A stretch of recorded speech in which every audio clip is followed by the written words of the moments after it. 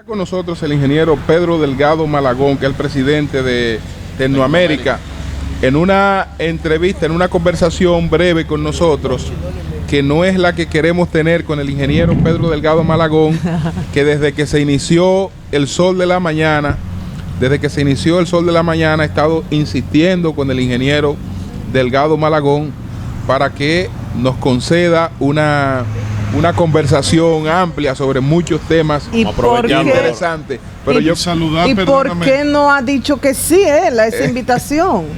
Él está ahí sentado. Yo creo que el ingeniero Delgado Malagón se levanta un poco tarde. Yo me levanto a la hora que sea preciso. Sí. ¿No? Ajá. Lo que pasa es que Julio me dijo que era a las 6 de la mañana y a esa hora no se dan entrevistas. Ni las calles están puestas ahora. Bueno, ya queda claro de que puede ser más tarde. Puede ser más tarde, claro que sí. No, porque además la entrevista se supone que alguien la debe oír. A las 6 de la mañana la única gente despierta son los que reparten periódicos. Ahora, ingeniero, no es... O los carteros, ya no hay carteros. Ingeniero, mire, el equipo de 5 a 7 de Sol de la Mañana tiene una audiencia que refleja que eso ha cambiado. Hay una audiencia a esa hora. Pero de todas maneras lo vamos a recibir 9 de la mañana. Pero 10, probablemente ustedes tienen audiencia en España, porque a las 5 de la mañana aquí son las 10 de la mañana en España. Sí.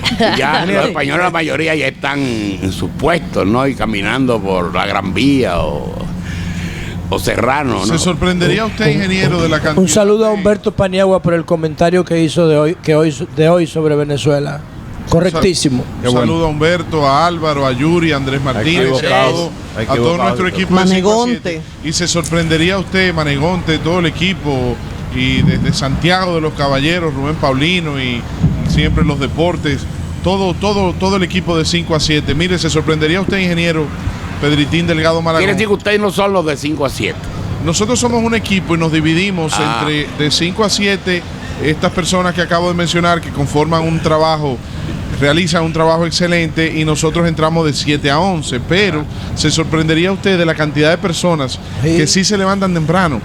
Una gran cantidad de personas que para salir a su trabajo empiezan a preparar los niños también al colegio, a hacer desayuno, las amas de casa que trabajan con la atención a sus esposos y siempre en sintonía con el Sol de la Mañana, y también las personas que se desplazan en las carreteras o que tienen que salir temprano para poder llegar a sus puestos de trabajo. No solamente los carteros, que todavía hay, aunque sean pocos, y los repartidores. Sí. Y aprovecho, don Pedritín, para enviarle un fuerte abrazo. Todavía, Víctor? Sí, hay carteros. Porque el correo, aunque la tecnología y los correos electrónicos, pero todavía se mantiene la entrega física de correspondencia. Sí. Pero de parte de nuestro querido amigo Guillermo Julián, del grupo Vicini, asistente de don Juan Vicini, en sintonía con nosotros, camino a su oficina, me habla de la experiencia acumulada de don Pedritín Delgado Malagón, y a raíz de un comentario que él me hace sobre su trayectoria se me ocurre la primera pregunta. La autopista Las Américas, que fue fundada en 1955, la hizo el jefe a los 25 años de la era de Trujillo, ¿no? Se ha convertido en una vía de mucho desarrollo, comparándose con la del Cibao, que sigue siendo la número 1. De acuerdo a su experiencia, don Pedritín, ¿seguirá ese empuje de la autopista Las Américas y de la zona este, y llegará a haber más tránsito, más vehículos transitando por Las Américas que por la autopista Duarte hacia el Cibao? Son 14 ocurre lo siguiente: una ciudad como Santo Domingo, con 3 millones de habitantes, irradia una influencia aproximadamente de 30 kilómetros hacia afuera. La capital también tiene su área de influencia. Hay tránsito hasta Los Alcarrizos, hasta Mano Guayabo, mucho mayor que el que hay de Santo Domingo a Boca Chica. Allá estamos hablando de 80, 90 mil, 100 mil vehículos diarios. Aquí hasta el aeropuerto llegan 45 mil vehículos. Luego baja en el megapuerto, hay 10, 12 mil vehículos que se quedan ahí. Y salen ya en Boca Chica unos 18 mil, 19 mil vehículos. El promedio de este tramo del aeropuerto a la salida son unos 25 mil vehículos diarios, que es bastante. Sí. Ese es el promedio de la Duarte después de Villa Altagracia, más o menos. Lo que ocurre es que... Son muchos vehículos. Es muchos vehículos. Son muchos vehículos. El tránsito aquí, además del aeropuerto, que genera una gran una gran movilidad. El megapuerto que tiene un movimiento extraordinario de 1.200, 1.300 semirremolques, lo que llaman patanas, diariamente. Aquí está el flujo que se mueve hacia el este, donde están 2/3 partes de las habitaciones hoteleras del país. Entonces hay que llevar suministro, alimentos, combustible, etcétera. Gente que se mueve, autobuses, es decir, el centro que está entre Punta Cana, Bávaro, Macao, Bubero Alto, es una generación de tráfico importantísima. Y eso, bueno, tiene que pasar por aquí forzosamente, ¿no? Y a eso habría que añadir las comunidades que viven a ambos lados de la autopista. Que sí, pero el tránsito de aquí además es el que va a San Pedro de Macorís, el que va a La Romana y a Higüey. Pero por demográficamente, ejemplo, muchos de los accidentes que se han producido en esta pista por la gente que vive en la zona e intenta cruzar la... Sí, aquí hay un caso y yo creo que se ha hablado bastante. Esta carretera fue el primer esfuerzo de modernización del sistema vial dominicano.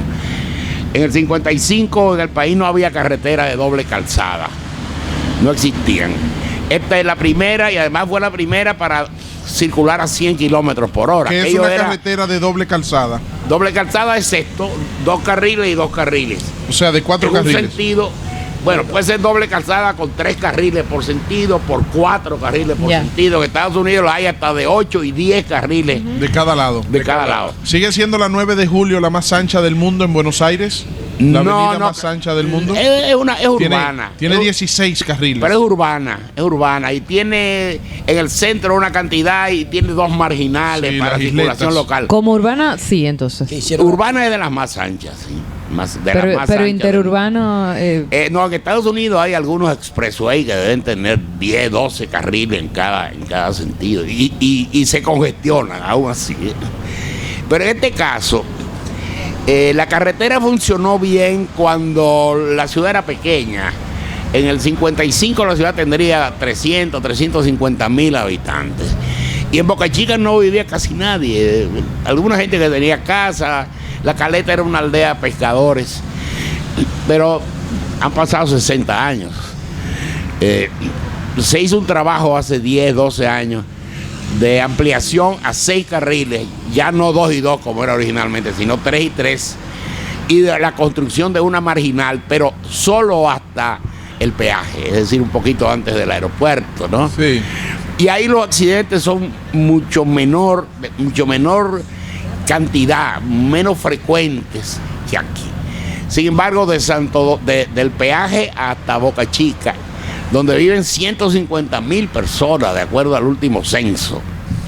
Es decir, es como si tuviera de un lado Baní y del otro lado Asua, sin posibilidad de comunicarse de un lado a otro, como no sea atravesando un flujo de 25,000 vehículos diarios. Peligro permanente. Entonces eso ocasiona, nosotros hicimos un estudio de la accidentalidad. La accidentalidad se calcula multiplicando el número de vehículos por día, la longitud, y multiplicándolo por 365, que son los días del año. Eso se compara la de Boca Chica con esta, y aquí hay cerca de 7 veces más accidentes mortales, utilizando el parámetro básico para comparar accidentalidad. 7 veces más accidentes mortales y alrededor de 10 o 12 o 15 veces accidentes con daño a la propiedad, con heridos, etc. Además, muchos de esos heridos, finalmente uno no sabe si mueren o no, porque lo que se reporta en la prensa, simplemente el accidente. Cuando llevan a un señor a un hospital, nadie sabe su destino, después no aparece. Previsiblemente podría ser mucho más la cantidad de accidentes. De todas maneras, estamos muy por encima de la norma internacional e inclusive de lo que es la práctica en las carreteras dominicanas. Esto es un caso excepcionalmente alto de accidentalidad. Ingeniero, para los que circulan por la George Washington, AMET informa que el tránsito está congestionado en ambas vías del malecón, próximo al obelisco Hembra, que hay una persona ahogada en el Mar Caribe y AMET está trabajando en la zona para los que pasen por el malecón alrededor del obelisco Hembra. Gracias a Jorge Hidalgo en West Palm Beach, siempre en sintonía con el Sol de la Mañana, escuchando a don Pedritín Delgado Malagón sobre las carreteras, los highways más anchos. Me escribe, me manda aquí una relación de todas las carreteras de Estados Unidos, las más grandes. La más grande, en primer lugar, aparece en el estado de Georgia, en Atlanta, la ruta I-75. Tiene 15 carriles. 15 carriles. Wow. Gracias a nuestro querido Jorge Hidalgo siempre por estar en sintonía y mandarnos estos datos tan interesantes. Sí, entonces... entonces, sí, para completar la idea, el trabajo que se está haciendo, que lo hemos denominado expansión, adecuación funcional y reconstrucción. Expansión porque se va la carretera a expandir transversalmente, es decir, el derecho de vía que establece la ley para una carretera como esta es de 60 metros cuando es de una sola calzada, o de 30 metros a cada lado de un eje cuando es de dos calzadas. Es decir, en ese caso serían como 68, 69 metros, que es el dominio legal de la carretera.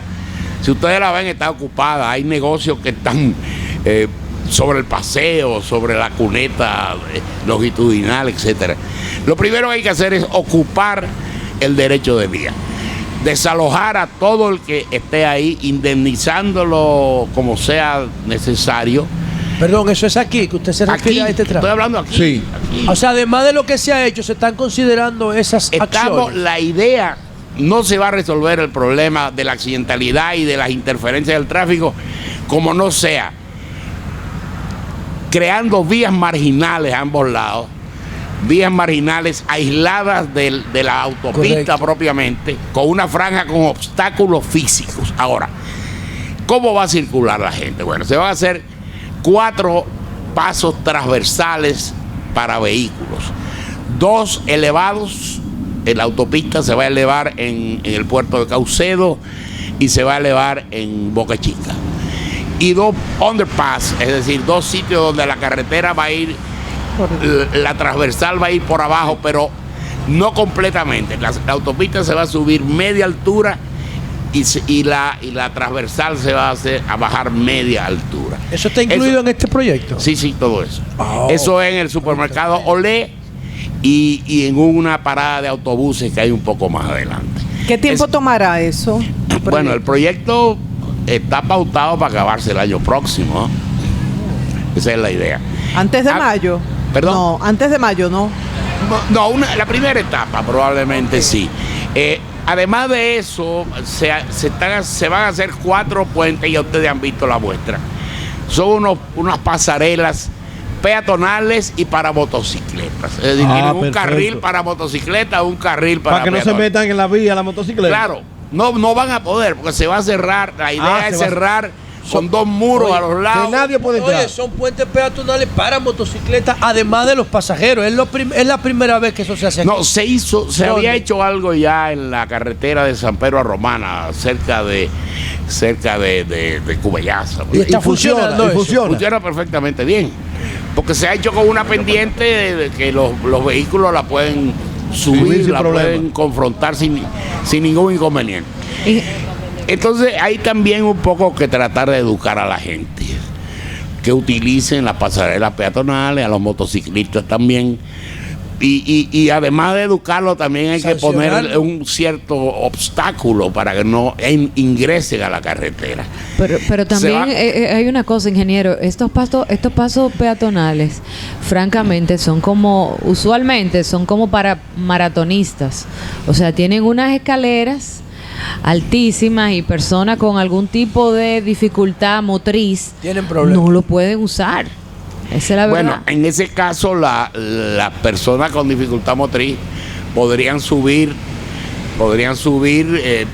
por las rampas de las motocicletas, que son rampas razonablemente aptas para circular con un vehículo de motor y con alguien que lo empuje en una silla de ruedas. Pero además habrá 4 puntos donde la carretera, la autopista propiamente y las vías transversales no se intercepta, se puede atravesar por abajo. En 10 kilómetros, 4 puntos, da un cruce más o menos cada 2,5 kilómetros, que está bastante bien. Y 5 o 6 puentes peatonales y para motocicletas. Entendemos que en una primera etapa eso puede ser una solución que mejore sensiblemente la accidentalidad, la tranquilidad de la gente que vive aquí y la crispación del que maneja aquí, que no sabe en qué momento se le va a abalanzar encima una motocicleta o un peatón o una señora que anda vendiendo algo en la cabeza. Mire como ejemplo ahí. Mire ese cómo va ahí, un motorista llevando un tanque atrás. Él lleva una mano en el guía y la otra mano sosteniendo el tanque atrás. En vía contraria. Es decir, el espectáculo que uno ve aquí, sí, hombre, no parece de una vía de comunicación que luego de pasar Boca Chica se convierte en una carretera vascular a 100, 120 y que le permite llegar a usted a la costa, a Punta Cana, en una hora y 10. Y ya llamé aquí. Entonces, creemos que esta es una situación que sea, por omisión de muchísimas administraciones, pero que ya se abordó. Y yo creo que esto no debe dar marcha atrás. O sea, esto es hasta el final. Sí, escúchame, Marilena, permíteme saludar al ingeniero Diego Hugo de Moya, que es contratista del proyecto, y un saludo muy especial para el ingeniero Ramón Pepín, que es el jefe de gabinete de Obras Públicas. Que va a compartir con nosotros. Sí, que iba a decir un punto crítico donde hacía falta y la comunidad lo ha reclamado, un paso peatonal frente a la parada de guaguas de Boca Chica. Ahí han muerto numerosas personas. Siempre destacamos una muerte de hace unos meses, que tuvimos todos los detalles del señor Andújar, muy querido en toda la comunidad. ¿Esta solución plantea una opción para ese punto crítico? En Boca Chica, que tiene un movimiento importante porque sigue siendo un centro turístico con hoteles, restaurantes, etcétera. En Boca Chica se va a hacer un elevado, o sea, la autopista se eleva en Boca Chica y se podría circular por abajo. O sea, es una solución típica de un elevado como la que se va a hacer en el megapuerto de Caucedo. Okay. Esos son las dos grandes estructuras elevadas. Luego, repito, frente al Olé hay un underpass, media altura hacia arriba, media altura hacia abajo. Y en la parada de autobuses que hay un poco más adelante también. Y se está tratando... Bueno, se ha estudiado la localización de escuelas, por ejemplo, en ambos lados, que hay muchísimas escuelas grandes y pequeñas, ¿no? Entonces, tratar de aproximar o de colocar en la cercanía de esas líneas de comunicación, tratar de colocar ahí los peatonales, de manera que la fila de niños que uno ve en cualquier momento atravesando la autopista con un extremo peligro, tratar de que se puedan mover por esa zona. Y mientras se construye, ingeniero, hay que planificarse para invertir más tiempo en esta vía por los desvíos. Sí, ¿por qué? Bueno, son los dolores del parto, sí, ¿no? Pero hay que tomarlo en cuenta. Bueno, vamos a saludar al ingeniero Ramón Pepín. Entonces, el ingeniero Ramón Pepín es el jefe de gabinete del Ministerio de Obras Públicas. Bienvenido, ingeniero Pepín, y para que nos explique esta fase 1, ¿qué implica para el ministerio? Sí, primeramente, buenos días a todos. Buenos días, Julio. Buenos días, Eury. Buenos días, Marianela. Buenos días, Yolanda. Buenos días, Víctor. Buenos días, José La Luz. Buenos días, Melton Pineda. Para nosotros y para el Ministerio de Obras Públicas es un placer estar aquí en la apertura de lo que es este retorno operativo que forma parte de la primera fase de esta gran obra. Fíjense de lo que se trata, como explicaba el maestro Pedritín. Aquí en los cerca de unos 18,000 kilómetros que componen, un poquito más de 18,000 kilómetros que compone la red vial dominicana, Este tramo de apenas 10.5 kilómetros es el tramo más conflictivo que tiene el país. Este tramo. Esta fase 1. Sí, este tramo de 10.5 kilómetros. Hablamos desde Santo Domingo. Hablamos desde el peaje hasta Boca Chica. Sí. Okay. Decía yo que todo el país. Sí, decía yo que de más de los 18,000 kilómetros que compone la red vial dominicana, estos 10.5 son estos 10.5 kilómetros son los más peligrosos que tiene la red vial dominicana. Wow. ¿Y Para que se tenga un ejemplo, verificando las estadísticas de AME, en tan solo un año, en el 2013, en este tramo de 10.5 kilómetros ocurrieron 57 muertos. Mamacita. En tan solo un año. Wow. 57 muertos. Entonces, ¿cuál es el problema que se da en estos 10.5 kilómetros? Que aquí hay una combinación entre el tráfico expreso y el tráfico local. Exacto. ¿Por qué? Porque en estos 10.5 kilómetros se ha convertido en un tramo sumamente urbano. Y tenemos un tráfico local que es perpendicular a la vía expresa. Entonces, de lo que se trata y el objetivo del Ministerio de Obras Públicas es separar esos dos tráficos. O sea, convertir el tráfico expreso que solamente no tenga interrupción en ningún tipo. Por eso, el proyecto contempla la construcción de 2 distribuidores, la construcción de 4 pasos peatonales y de motores, la construcción de un retorno operativo, la ampliación de la vía con carriles de 3.60 y paseo de 2.40 y 4 pasos para el tráfico local. Eso se inscribe para nosotros poder separar lo que es el tráfico expreso con el tráfico local, y se inscribe también en lo que es el circuito para nosotros completar lo que es el circuito de la región este. Porque a la llegada del presidente Danilo Medina a la presidencia, el Ministerio de Obras Públicas separó lo que es el país en varios circuitos. Y este tramo se corresponde con el circuito del este. O sea, al circuito del este ya el Ministerio de Obras Públicas ha completado lo que fue la circunvalación de San Pedro de Macorís, la construcción de la carretera San Pedro de Macorís, la Romana, la circunvalación de la Romana, la carretera Ubero Alto Miche y la carretera, esas ya están terminadas. Estamos terminando la carretera Miche Sabana de la Mar y está en construcción la carretera Sabana de la Mar, Atomayor y Atomayor San Pedro. Nos quedaba este punto para completar el circuito, este punto crítico, que ha sido uno de los puntos donde el presidente Danilo Medina ha puesto mayor interés en que esto se resuelva.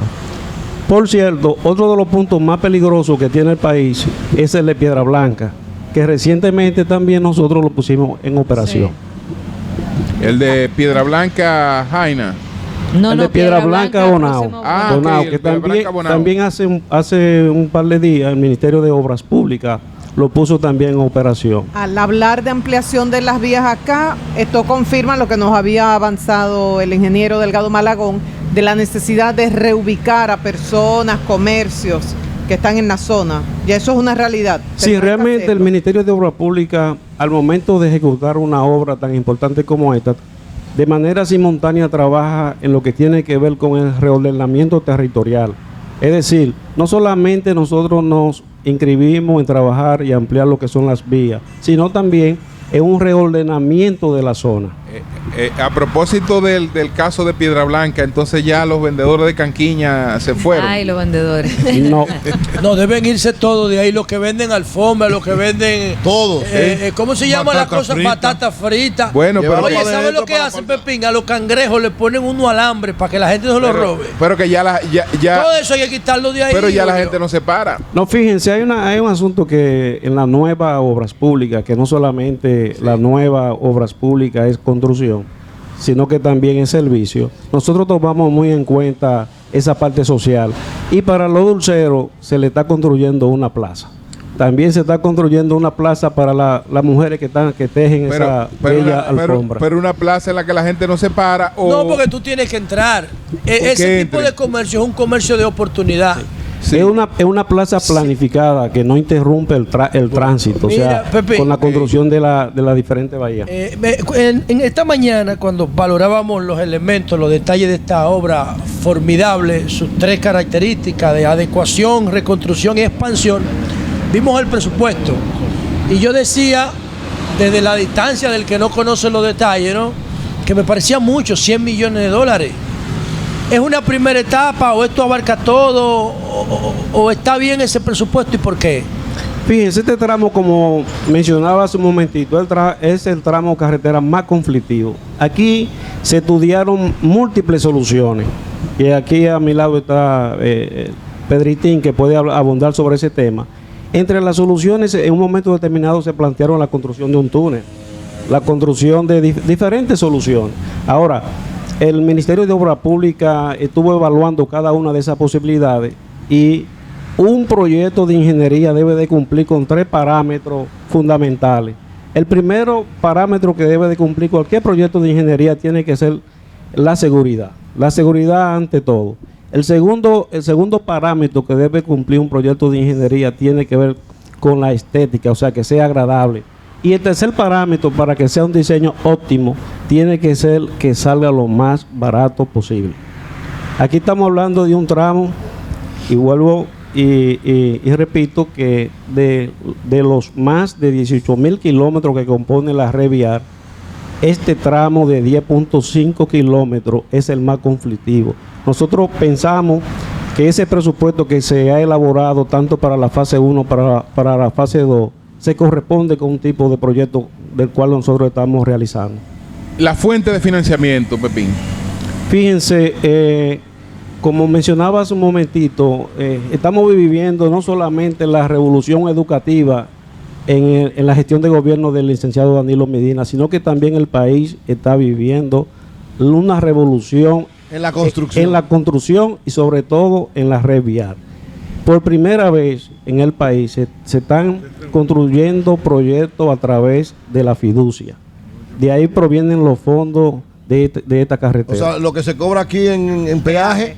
Lo que se cobra en los peajes se está devolviendo. El presupuesto del año que viene se está devolviendo en este tipo de obras. Ah, qué bien. Eso está muy bien. Hay varios Perdón, temas. Yolanda, ¿es solamente con lo de los peajes o compromete partidas presupuestarias de presupuestos posteriores? No, solamente a través de solamente los peajes. Solamente a través de los peajes. Claro, pero estamos hablando de la recaudación de los peajes 25,000 vehículos proyectada con financiamiento, ¿no? Porque claro. Esa recaudación lo que sí una fiducia. permite conseguir los financiamientos que son necesarios para hacer la obra. Exacto. Lo que pasa, Julio, que yo me pongo a pensar, discúlpame, Yolanda, ¿cuántos vehículos tienen que pasar por aquí para rentar 4.500 millones de pesos, calculando el dólar a 45? Bueno, calcúlalo en los años. 20 años, Polo, pero resolvieron un problema serio. Que no iban a conseguir. Son 10 kilómetros, Sí, pero 10 kilómetros con 57 No, yo digo porque los año. peajes para darle mantenimiento a toda la red. Sí, pero son 10 kilómetros, 10.5, donde hay 57 muertos todos los años. Es una situación difícil. Además, como decía Pedritín, esta zona es un centro importante de todo punto de vista. Desde el punto de vista económico, por lo que representa para el este, que es una de las principales zonas que deja ingreso a la República Dominicana. Por aquí se transporta todo lo que es servicio, etcétera, etcétera. Es importante por el aeropuerto, por la cantidad de personas que llegan. Esos peajes no estaban amarrados ya con otro proyecto. Pero se lo quitaron, ¿no te acuerdas que se lo quitó el gobierno? No es así, Pepín.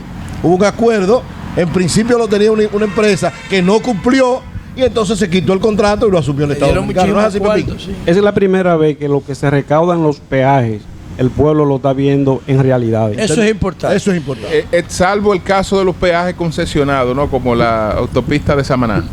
Y eso es otro. Sí, es así. Esos peajes están fuera de lo que es la red vial. Los peajes se parecen a la película. La autopista de Samaná se parece a la película dominicana, que el pueblo la paga 2 veces. Pepín o don Pedritín, ¿hay garantías? No, yo estoy en turno, perdón. Perdón. Tengo una preocupación y es con el tránsito de la ciudad de Santo Domingo.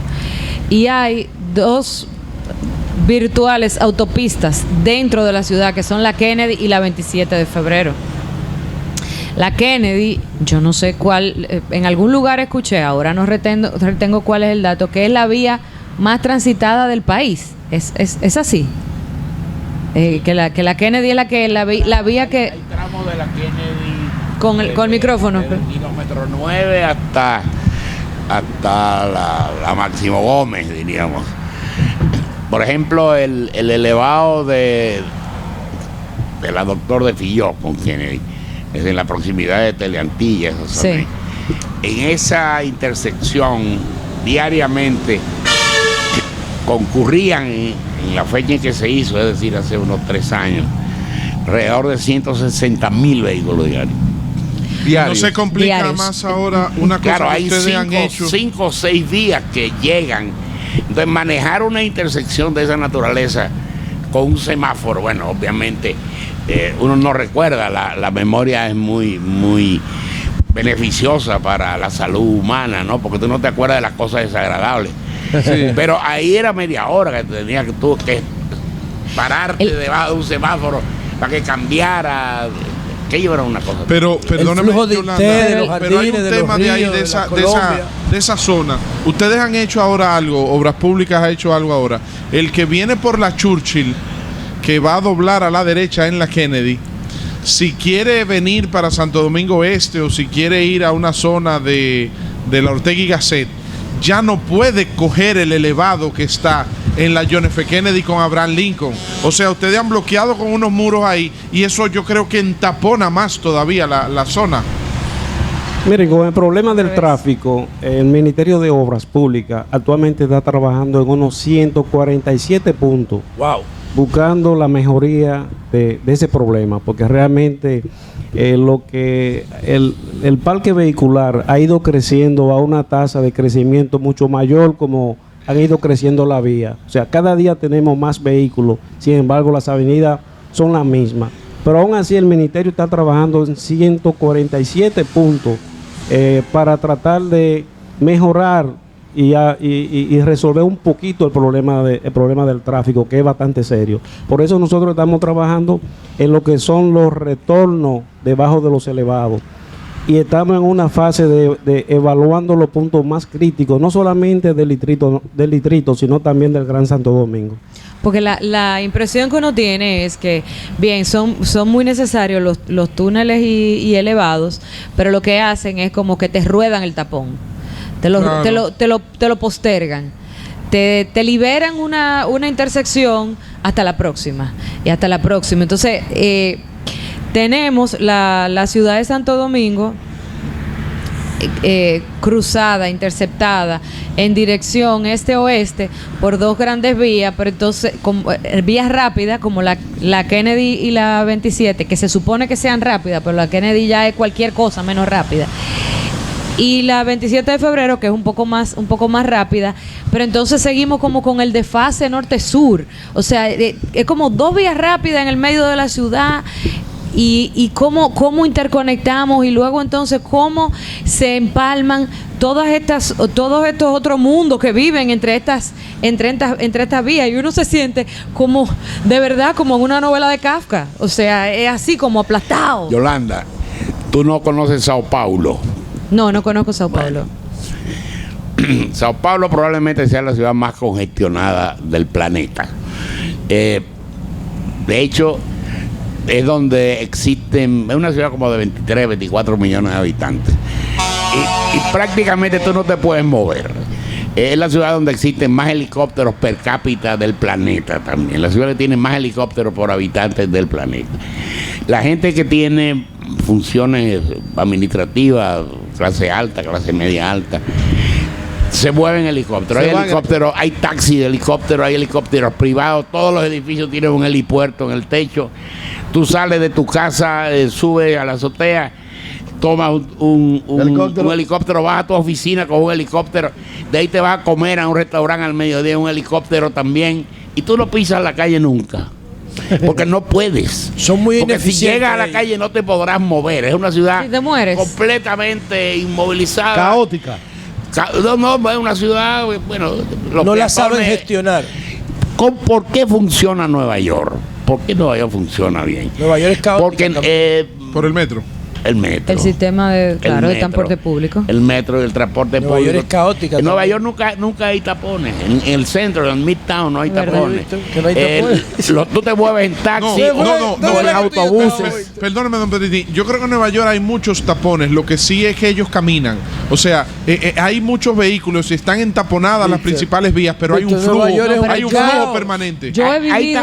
Hay Es un tapones caos. afuera, antes de Afuera, entrar a sí. Nueva York. Después que tú entras adentro del tráfico relativamente. Yo he vivido, por ejemplo, en temporada navideña, que me cuesta más avanzar a pie, o sea, la congestión, la cantidad de personas en las aceras es tan grande que uno va más lento caminando y tú ves, en vez de tapones, tú ves el tránsito fluyendo y tú quisieras coger un taxi para 2 cuadras porque no puedes avanzar. Eso depende de la época, porque yo he cogido unos tapones cómodos ahí. Hay Incluso tapones, hasta las 12 de la noche. tapones peatonales. Tapones peatonales, así mismo. Sí. Bueno, pero la ciudad de Santo Domingo, que es una ciudad atrasada a la usanza colonial, ¿no? Después se hicieron Avenida Sánchez, la 27 de febrero, la Kennedy, etcétera. Pero obviamente no miraron el futuro. Nosotros tenemos una cantidad de vehículos extraordinarios. Además, esos vehículos están concentrados en lo que se llama el polígono central. En el polígono central hay 3 veces la cantidad, 4 veces la cantidad promedio de vehículos que hay en el país.